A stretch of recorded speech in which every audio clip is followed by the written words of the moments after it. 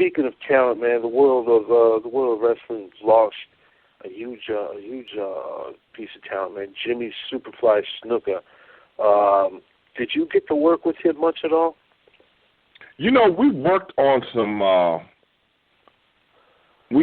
things together, but not in the ring. You know, we've done some appearances and stuff like that together.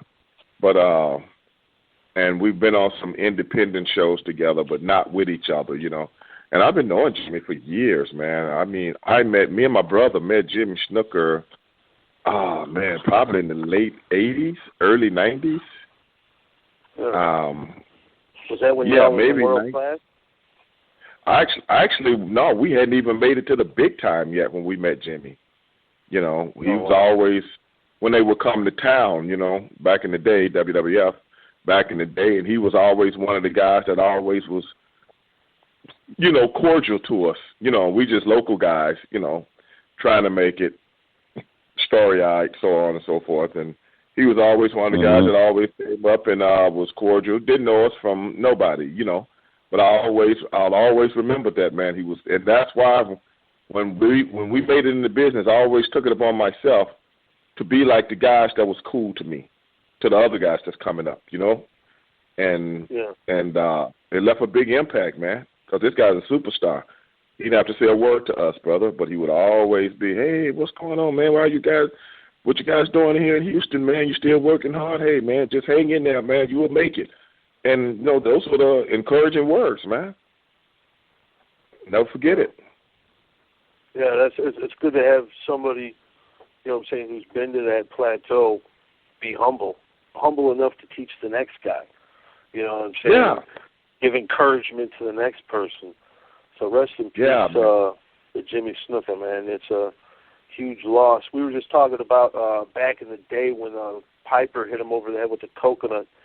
And as a kid, everybody was like, "Oh shit, Jimmy Snuka's dead." You know, Piper just killed him, and both of them.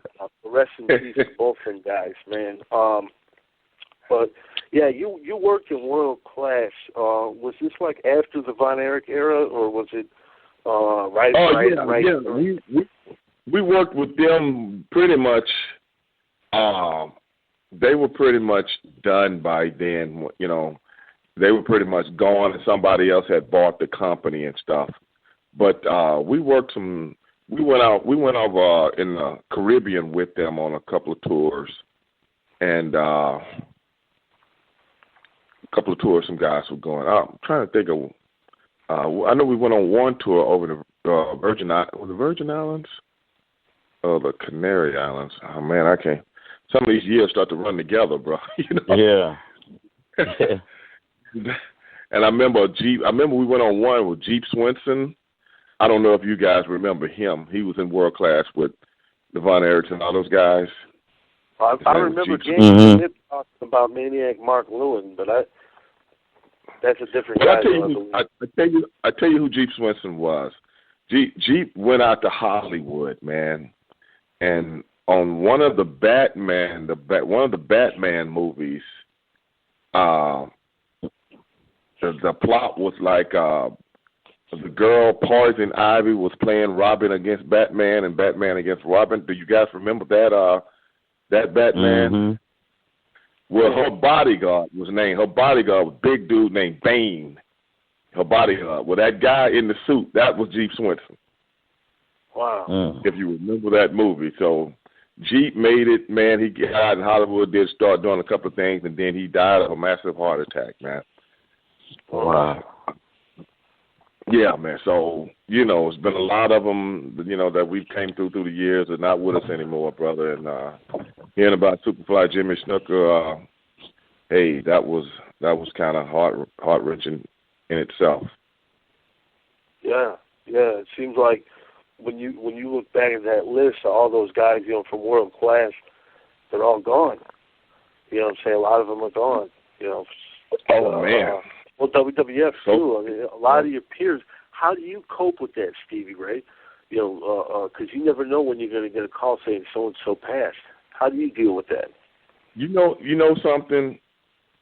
It's been going on so long now, with so many of my peers and contemporaries that it's not even out of the realm anymore.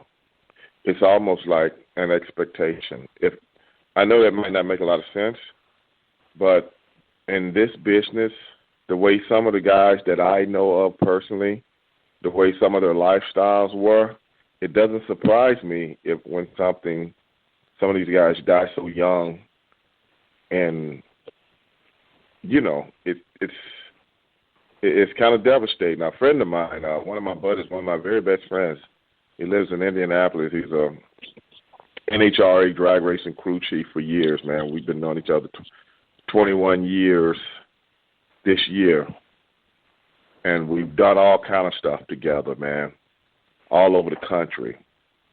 And he was telling me one day, this was a couple of years ago, and he said, man, every time I hear about one of these wrestling guys dying, man, I think about you.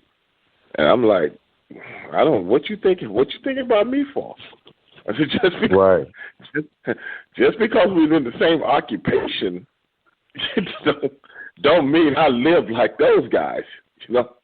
Exactly. I didn't live like those guys, man. You know what I'm saying? I was like, to be honest, I had a pretty successful business before I got into the wrestling business. So me and Ahmed Johnson used to have our own bodyguard security company, man. So I got to see a lot of things as to how the entertainment world was before I really got on the other side of it, if you see what I'm saying. Yeah. So, I like Mr. You know, I got to see a lot of things through the years, man, you know, doing what I did for a living. And I'm like, wow, man, I don't say anything about what nobody does, because my mother raised me and my sisters and brothers, and she always told us stay out of other folks' business. Yeah. And that's the way I live my life to this day. If it ain't got nothing to do with me, brother, if it ain't hurting mine or interfering with mine, I'm the free country, because I done seen it all. But, certain people, as well as you guys, in the entertainment business, people do a lot of crazy stuff. Hell yeah. And the human body, the human soul, the human spirit, man, can only take so much. You can only push yourself so much. And like I said, I live the same lifestyle today that I lived 30 years ago. I still do the same exact thing. I'm into the same exact things I was into 30 years ago. Same thing. I like cars. I like motorcycles. I go to the gym every day.